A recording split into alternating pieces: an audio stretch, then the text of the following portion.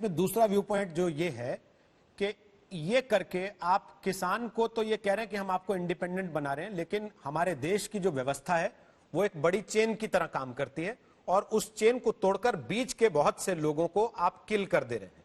खासतौर पर आड़ती जिसको कहा जाता है बीच में, विपक्ष का बड़ा आरोप है कि सरकार उसको खत्म कर दे रही है, उसके लिए सरकार ने कोई प्लान ही नहीं किया। ये गलत चीज है। देखिए, सबसे बड़ा नुकसान तो उनको होगा जो ये इंस्पेक्टर राज चलाते थे, जो व्यापारी हैं उन पे होर्डर बता के उन पे रेड करते थे और हमारे सप्लाई चेन को उनकी वजह से हम लोग निचोड़ के रखते थे। तो क्या होता था, आप जैसे देखिए प्याज का दाम हर साल ऊपर जाता था, हर साल ज्यादा नीचे जाता था। उसमें क्या होता था, जब ज्यादा नीचे चला जाता था किसानों को नुकसान, जो ऊपर चला जाता था तब हम लोग व्यापारियों पर रेड करते थे, ये लोग होर्डर हैं बता के। तो क्या होता था, क्या कौन इसमें पैसा बनाता था? न व्यापारी बनाता था और न ही किसान बनाता था, वो सिर्फ वो इंस्पेक्टर जो थे वो लोग बनाते थे। तो इनको हम लोगों ने सिस्टम से निकाल दिया है। अभी हम लोगों ने परमिट राज बंद कर दिया है। आप अगर सोच रहे हैं तो आप 1991 की बात कर रहे थे, उस समय किसको लाभ होता था? उद्योगपतियों को नहीं लाभ होता था और ना ग्राहकों को लाभ होता था। हम लोग एक गाड़ी खरीदने के लिए सालों तक बैठे रहते थे। हाँ, दूसरी तरफ हम लोग करते थे कि कोई भी उद्योगपति गाड़ी बनाने के लिए परमिट लेगा, वो परमिट के लिए वो जाके कहीं भ्रष्टाचार होता था, बहुत कुछ उसमें होता था, वो सब हमने खत्म कर दिया। उसमें किसको लाभ हुआ? ग्राहकों को लाभ हुआ, नागरिकों को लाभ हुआ, उद्योगपतियों को भी लाभ हुआ। उसी तरीके से इसमें क्या होगा, सप्लाई चेन को साफ कर देंगे, इसमें व्यापारियों को भी लाभ है। अब उन लोग अपना अपने सप्लाई चेन्स, कोल्ड स्टोरेज इत्यादि में इन्वेस्ट कर पाएंगे। दूसरी तरफ कृषक जहां भी मर्जी वहां बेच सकते हैं अपने अपने जो भी है फसल वगैरह को। लेकिन इस सारी परिस्थिति में जो प्रधानमंत्री ने एक शब्द इस्तेमाल किया, क्वांटम जंप, और साथ में प्लान आया आत्मनिर्भर भारत।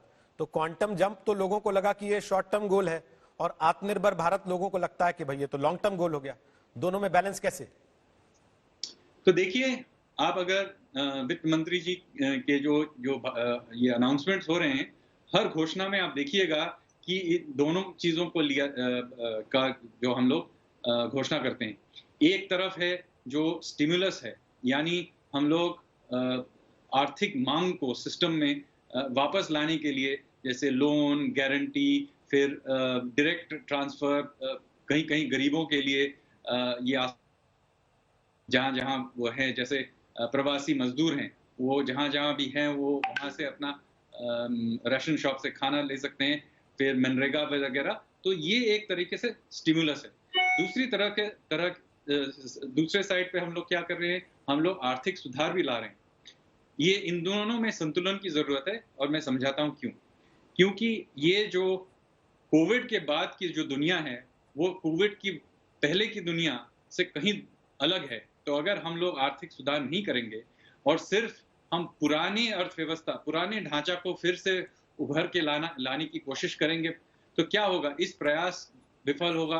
क्योंकि वो जो दुनिया है, जो आर्थिक सप्लाई चेन्स इत्यादि जो हैं, वो अब नए तरीके से बनेंगे। तो हमको बहुत जरूरी है कि हम लोग अपनी आर्थिक स्थिति को, हमारे आर्थिक श्रृंखलाओं को, हमारे आर्थिक व्यवस्था को पूरी नई तरीके से उनको आत्मनिर्भर बनाएं, जिससे इस नई दुनिया में हम लोग इसका लाभ उठा पाए और हम मतलब भारत का जो इस दुनिया में जो स्तर है उसको उभार के लाए। लेकिन राहुल गांधी कह रहे हैं कि मजदूरों को मदद की जरूरत है, सरकार मनी लेंडर यानी कि साहूकार की तरह बर्ताव कर रही है कि लोन ले लो, मदद मत लो, लोन ले लो। देखिए, मैं टेक्नोक्रेट हूं, मैं ये राजनीतिक बहसों में मैं घुसता नहीं हूं। उनको अगर ऐसा लगता है तो अब वो बताएं कि ऐसे कौन से ऐसे नीतियां हैं जिससे वो सोचते हैं कि ज्यादा अच्छा होगा। हम उनको देखेंगे, उनको परखेंगे।